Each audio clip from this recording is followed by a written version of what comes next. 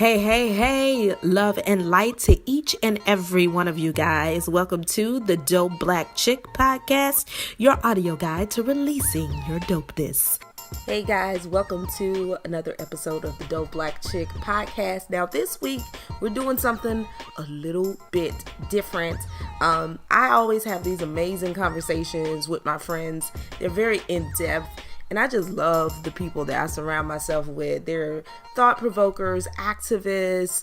I just have this diverse group of friends, and they always get my mind to bubbling, and we have amazing conversations.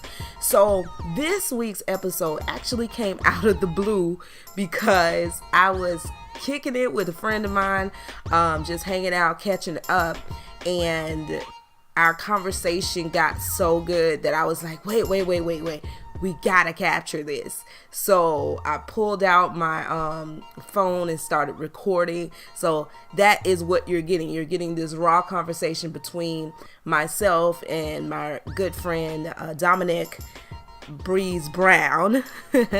Dominic is also known as the local activist, and he is 1/3 of trillmanga.com. But he is an amazing person in the community here in Atlanta. I met him here about 2 years ago, and ever since, we've just really clicked. His mindset and mine just really links up. We have these great spurring, thought-provoking convos, and it's always a delight when you walk away and you feel like you learned a little something, or you shared something, or you have this new insight on something, a new perspective. He put me on to some new shows. It was a lot of good stuff just in he and I connecting and just talking to one another. Had seen him in a long time, so this was cool. So I want to share this episode with you guys. So it's almost like you're a fly on the wall of some of the conversations I have with my friends. I have some super dope friends. So I hope you enjoyed this episode. Stay tuned. Yeah. So to that, what you were saying about anger, the God of anger. Mm-hmm.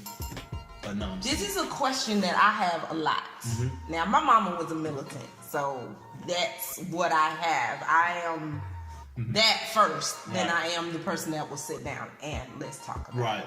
Okay? Uh-huh. So, I have always believed that black people, well, let me not start with that. I'll say this first. Okay. I think there will never be change until we're really ready for revolution. And that means someone has to get hurt. Yeah. It does not mean that we're just going to sing hallelujah and it's going to be over. Right. That is not how it's going to happen. That is my thought. Right. Because there's never been any other revolution or any other change that did not cost to get, right? Right. So on what you were saying about why are we so passive, sometimes I wonder, but black people are very moral. And where did this come from? I think once again, I think about stuff like this too, because once again, I'm kind of from your same background. But the good thing about me is very, very early on I learned that balance. Because once again, my mom was a very, very traditional Christian. You know what I'm saying? We're going to go to church every Sunday. You got to read your Bible. You got to be this type of person.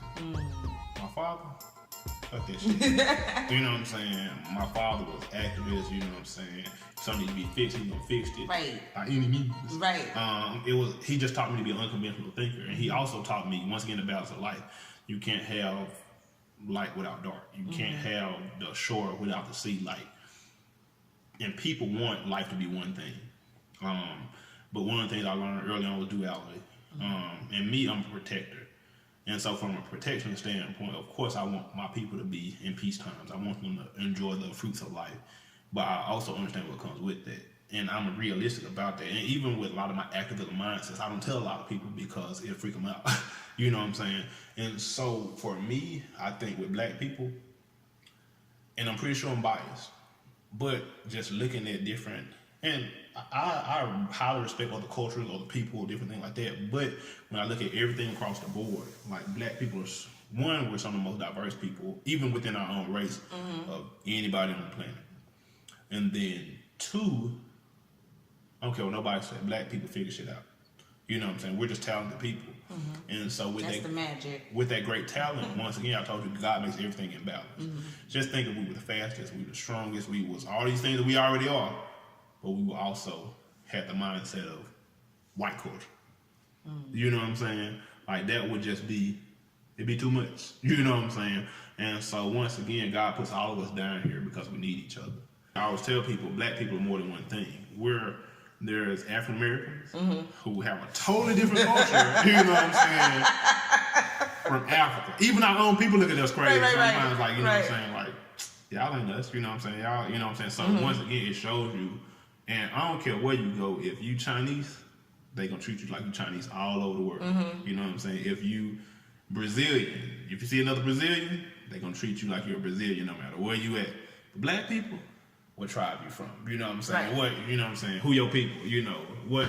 And so, and even it's getting to the point that where now, and I was actually having a conversation with one of my Nigerian friends, and we were talking about, once again, American, African American culture versus, I think this is Igbo, or I can't remember. Yeah, but and he was like breaking down the differences between family, wealth distribution, also like that. I was like, we just ain't got these rules in my family. They literally have set, you know what I'm saying, this is the way we do things. And for us, we got to figure this stuff out by ourselves. Right. And so even from a very general standpoint, it's hard for us to build. Because it's hard to be the best and the first. Not saying it can't happen. You know what I'm saying? But it's hard. It's hard. And we're still... I understand what you're saying. However, everything that you said brings up points, because I always look at roots. You have to look at the root of the reason. Like, even when you said, if you're Chinese everywhere. If and when it comes to Africans, it's what tribe are you from? You got to think about the root of that. Why is it that we think that way? Yeah. Because we were first man.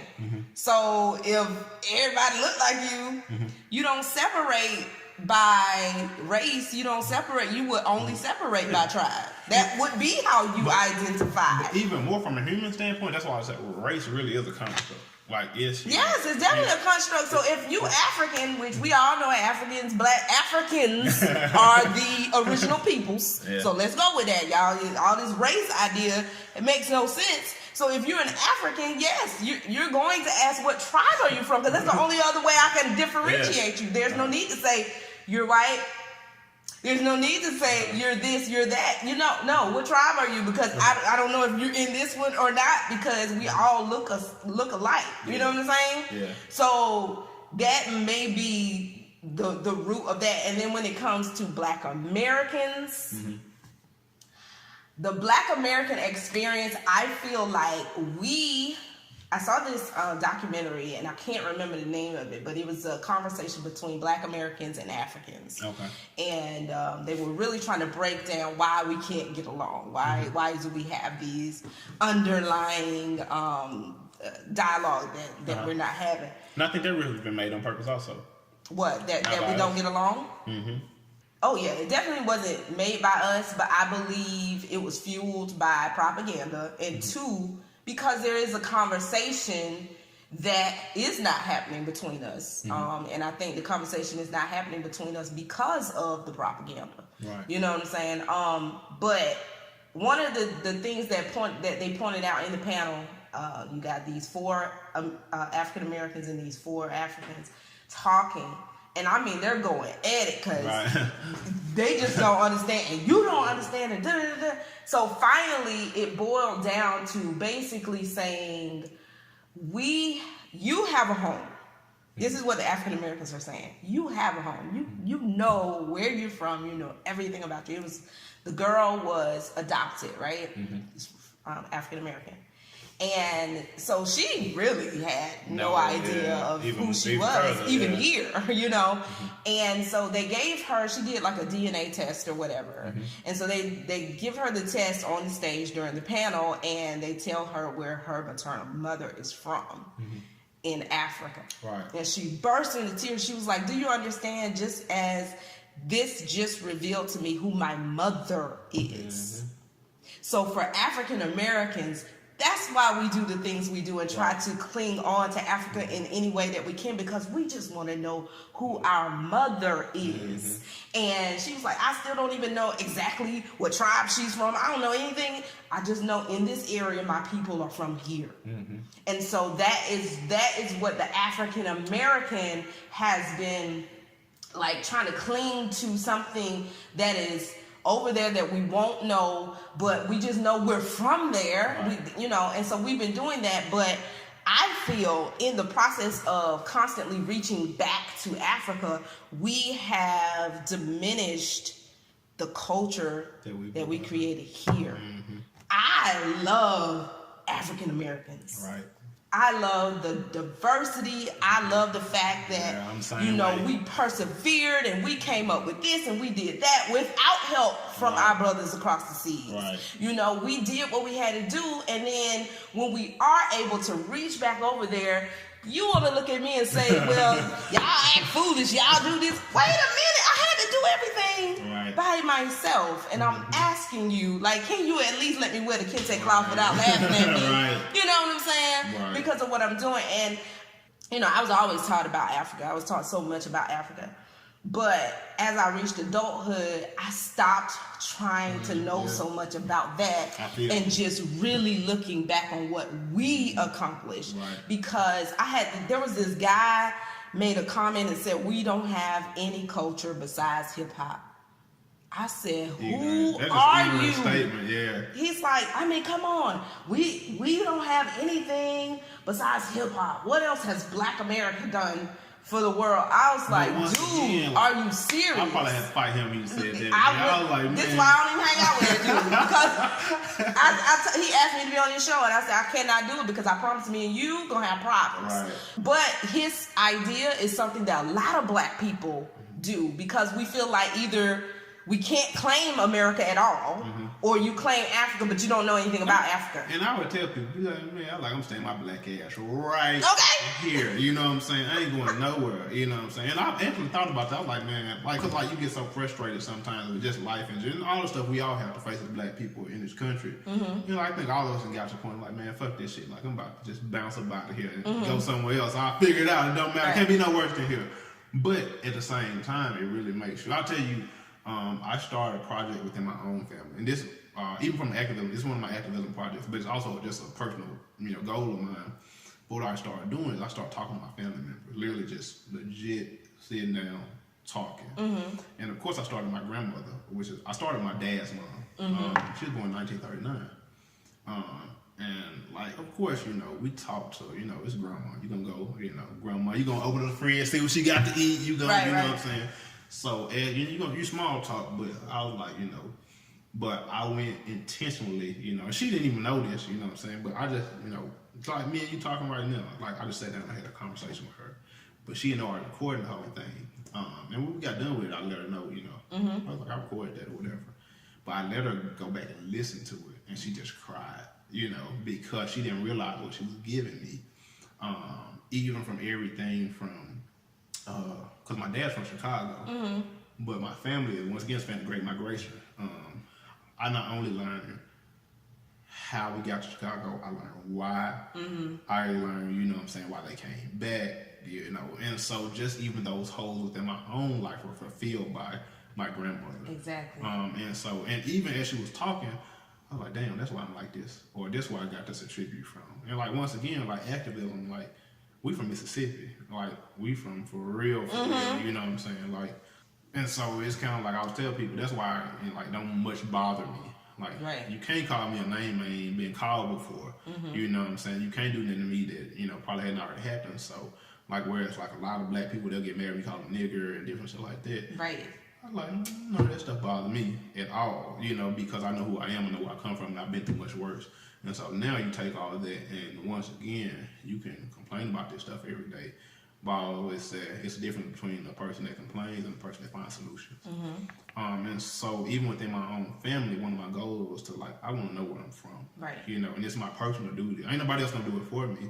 And so sitting down and talking to, and I started with older people first because once again, naturally speaking, they not gonna be here, the longest. And I'm gonna go through all my aunts and uncles too, I want to start at 1939. What I'm going to do, I'm going to start in 1939. I'm going to go backwards into the past. Okay. Because she's a pivotal point in our family. And then I already know how to go forward. You know what I'm saying? So being able to, and this is going to be one of the projects for Trailmonger. Okay. And I'll send it to you. It's done. One of them is done already. And I got to go back and edit the other one. But those are invaluable stories. Like I've done that with great aunties. You know, I got so many. Well, you know, I'm old, so I got like cassettes. But anyway, the point is, I have these tapes of them speaking about what they lived through. I did video. I just recently did one with my mom and her brother, and so I wanted to get that information, get that story. And I was talking to my uncle, and that's when I found out where the entrepreneurial spirit came from. Like, he tells me that my great grandfather owned his own company, and I was like, huh? He's like, yeah, he had his own company. I said, why did I just hear this for the first time? Like, I had always thought being an entrepreneur came from, like, I knew he was an entrepreneur. I knew my mom. She's just a free thinker, period. If you can think it, do it, you know. And so I was like, okay, I just modeled myself after him. But he's like, no, I got into entrepreneurship because my grandfather had his own business at a time where you weren't supposed to have one. And then I say it's just so much, you know, trailblazing. I feel like, once again, we don't, even as friends, that's why I'm saying, like, when the last time you, like, just sit down and talk to your friends? You know what I'm saying? Like, even from how they, because, like, man, I had a friend a few weeks ago, man, because he sells houses, he's a realtor. And he was telling us, he's like, man, he's like, this past year has been the roughest year of my life. And he was like, you know, I was literally, you know, and we had a casual conversation. This is us all sitting around or whatever, but we just started once again talking about, like, yo, brother, how you doing? You know what I'm saying? Like, and so we don't get to see each other all the time, but he was like, you know, he's like, man, honestly, he's like, I'm in a very good space right now. But he's like, last year it was a point to where I was really sitting in my car with a gun in my lap about to blow my brains out or whatever. And that was our first time hearing this. And then once again, this is one of our good friends. Right. And so it really just makes you realize, one, everybody going through something. Everybody. And then two, since everybody else going through something, you probably need to reach out and check on them a little bit more. Or even, you know what I'm saying? All the time, they don't even say stuff, but like, if you give yourself a chance to see how your friends doing, you never know the difference it'll make. So it just puts stuff into perspective, you know, about just, once again, life in general and how we need to be connected. And even sometimes subconsciously, we don't even realize the things that we leave out or that we don't talk about. And so I try to make those conscious efforts to, you know, once again, even like today, like, you know, I ain't seen you in a while, like, let's get up, let's just, you know, see how you doing, you know, we ain't gotta even do nothing special. It's just like, you know what I'm saying, taking that time to connect with people. And I feel like we don't do that enough as a society, you know, because once again, everything is so microwave. It's a microwave society. We want stuff now. We want to do things quickly. And like, you know, I'm from the country, man. Like, when I was growing up, you literally... We take it slow in the country. I tell people all the time, like, being in the country is a blessing. If you don't get raised in the country, you should send your children to the country. Because you take it slow. Like, you realize life is to be enjoyed, not to just be done. Right. And I tell people, like, because when I tell people I'm from Mississippi, and they be like, you from Mississippi? I'm like, man, I wouldn't change that shit for the world. I love the country. Because it taught me the things that people lack now, which is unity. Like, I'm from a very, very poor background. Like, we had to band together, you know what I'm saying? We had to do certain things. And then, you know, when you grow up in those environments where everybody's in the same, you know, boat, everybody's, you know what I'm saying, hungry, everybody's, you know, like, yo, we had a farm together where we could all get food from, or, you know what I'm saying? Like, it's just little stuff there. Once again, people just don't understand it anymore. Yeah. Or if they do understand, they don't care about it. And so I just feel like a lot has changed, and I know I'm not that old, but damn, stuff changed so quickly. People don't even... I am from the era where you literally, your mama would say, go to so-and-so's house and get some sugar. People do not do that anymore. Most folks don't even know who stay beside them. Yeah. And like, to me, it's still weird to not know your neighbors, or to not, you know what I'm saying, have like at least say friendly, you know what I'm saying. But like, people don't even talk, you know what I'm saying. People been living in the same neighborhood for years and won't even throw their hand up at one another. And like, that's weird to me. Like, you know what I'm saying? And like, I'm in an environment, I can't force my neighbor to speak to me. Right. I guarantee you, if my neighbor, and I'm a wave, you know what I'm saying? Even if they don't say nothing back, I'm like, because to me, I always learn acknowledging their respect. You know, so, and once again, a lot of people that's not from the South, like, we speak to everybody. Yeah. Hey, what's going on? New York, they'll walk right past you. And once again, they not even, you know, it's not to be offensive, but that's just their culture. That's the environment they came up in. But if I was back home and I was to just walk from my house to the store, I'd probably have to wave at like 50 people to speak or stop. Hey, brother, how you doing? But have you noticed how, like you said, North, that's just their culture, which it is. Like, they've been taught, don't do that. And it's for a reason not to do it. But have you noticed that with the increase in modes for us to mingle together, like when you have the increase in people can move about now, before then it was like what, trains you had to go, so now that it's so easy to hop on a plane and get down here, now you have them bringing that culture, that idea down here, so now you got Southerners that don't even want to speak to their neighbors. But I think, and that's, once again, Atlanta is such a great example of, it's a transplant city. It's a southern transplant city, but once again, you get everything here. You know what I'm saying? You got New Yorkers, you got folks from Cali, it's just from all over the world.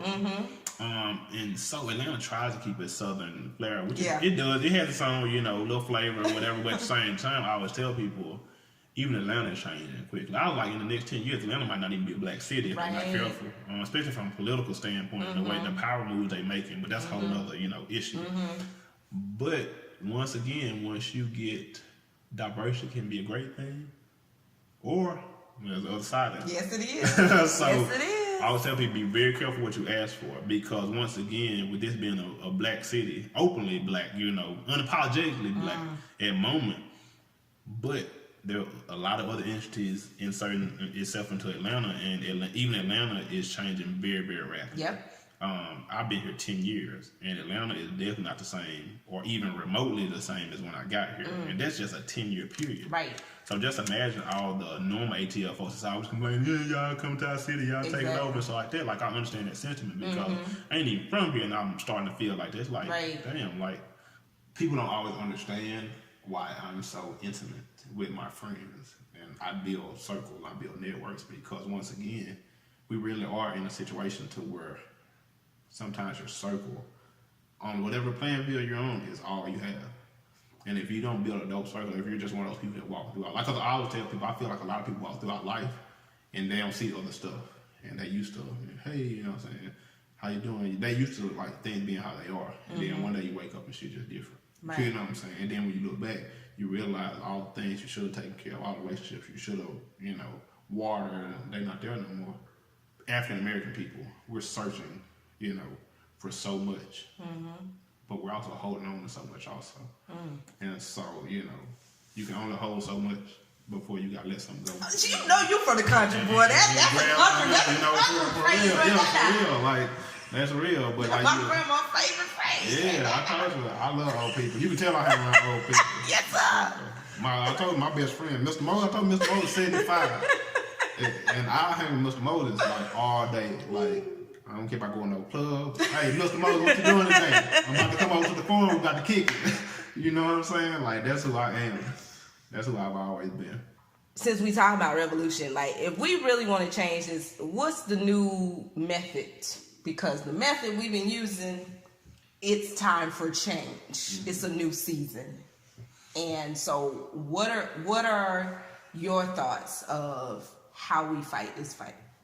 I think one of the biggest mistakes that the movement, because I study these things, you know, I'm an activist, so it would be a disservice for me not to study the people that came before me and improve on the things they were great at, and to change the things maybe they weren't so great at. And I always tell people, And I feel like I tell people we aren't fighting for civil rights anymore. That's an old fight. That was 1960s, 1970s. Exactly.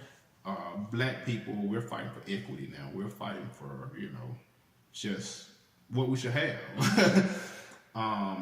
So I look back at people like our two biggest figures historically in African American history. We'll say commonly, Malcolm X, Dr. Martin Luther King.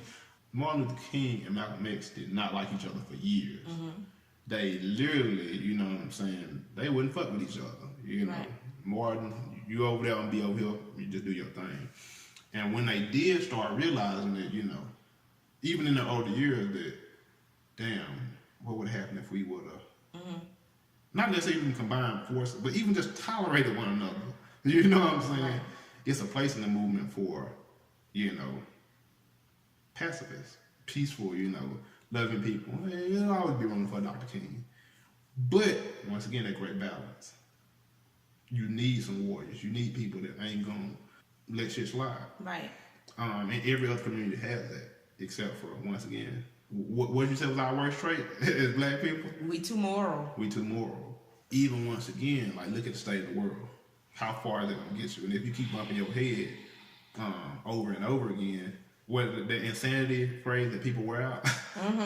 You're doing the same thing over and over again, expecting a different result. Yeah, and so for my thing is for this new movement, and this is one of the things that I even battle with as a upcoming activist, and here in Atlanta, is I get into these platforms to work. Because I tell people honestly, I am a uno person. I like working by myself because once you get a bunch of people in the room, there's a bunch of different personalities, a bunch of different egos, and you start realizing that everybody not here for the cause. Some people here to stroke their ego. Some people here for the TV cameras. Some people truly are here for the cause. You know what I'm saying? But at the same time, once you start inserting other people into your game plan, it slows it down.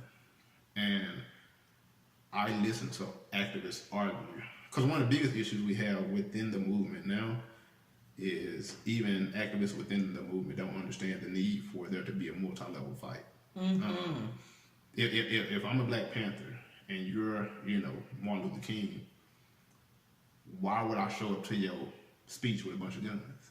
That's off rip disrespecting you. You know what I'm saying? Now, that don't mean I ain't on your side. Right. If you run into some trouble, call me. I'll be there for you. But we got to understand that, as I always say, it's levels to this shit. It's okay to march and to protest. That's a pivotal part of the movement, but you also need people that's going to be behind doors. And I didn't watch football for 2 years, you know what I'm saying? I haven't watched, and I probably won't be watching anymore. But at the same time, I was also one of those activists. I'm a realist.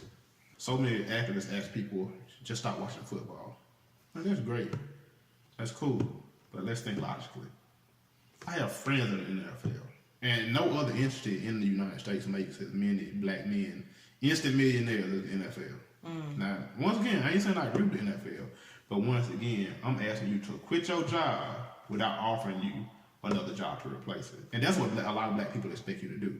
Will you stop feeding your family for the movement?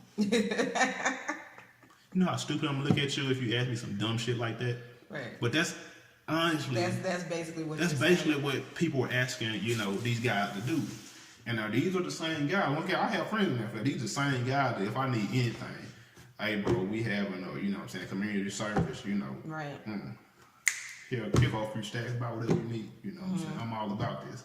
So once again, you can't cut the hand of the same people that's feeding you, even within your own community. And get people to realize that, damn, it's actually an advantage in our movements for having friends in that field. Because I can call, hey, so-and-so, I can call the names, because you know what I'm saying? Right. But like so-and-so, hey, what's going on inside these team meetings? Or, you know what I'm saying? What's the real culture? Behind enemy lines. You gotta have somebody. You need people like that. So one of the issues in our movement that we're having issues with is that everybody wants to be so absolute. Life isn't absolute. Right. There's not one way to attack it. There's not one way.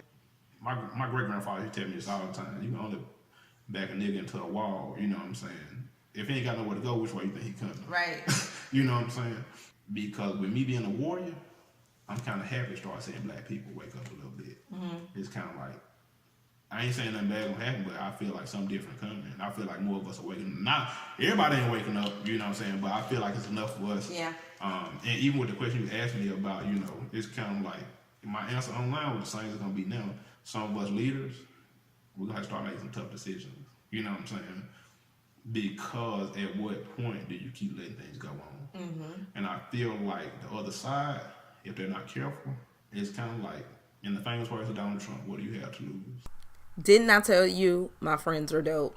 Like, I even had to cut some of the conversation because we went on for hours and hours. But that is just an idea of some of the conversations we have. Big shout out to my homie Dominic Brown of Trill Manga. Make sure you guys go check him out. You can follow him on Instagram at TL Activist, the local activist, TL Activist on Instagram. And make sure that you visit their website, which is Trill Manga, TRILLMONGA.com. Check them out. See all the great, amazing things he's doing in the community, in entertainment, in creative lanes, and in the creative industry. He's just really killing it, and that's my boy. And now you see the types of conversations. I'm going to give you guys more of that, of some of the conversations that I have with the super dope people in my life as we continue with the Dope Black Chick. Now, the upcoming episodes I have in store for you guys are amazing, bananas, crazy. So make sure that you tell somebody. Make sure you tell people about the Dope Black Chick podcast. Let them know that there is a podcast available that is helping you unleash your dopeness day by day, week by week, I should say, week by week. And head on over to iTunes, Google Podcasts, Spotify, and of course you can visit anytime. Oh, and Castropolis.net, which is a Black-owned platform. Castropolis.net airs the Dope Black Chick every Sunday evening. So head on over there as well. You can check us there. And of course on ihearthatgirl.com. So head over there, get subscribed, rate, review, like it, share it, all of that good stuff. I'm so excited for what the Dope Black Chick podcast is getting ready to give you guys in 2019. I'm excited. Hope you're excited as well. Make sure you're following us on Instagram at the Dope Black Chick. All right. Until next time, guys. Peace and blessings.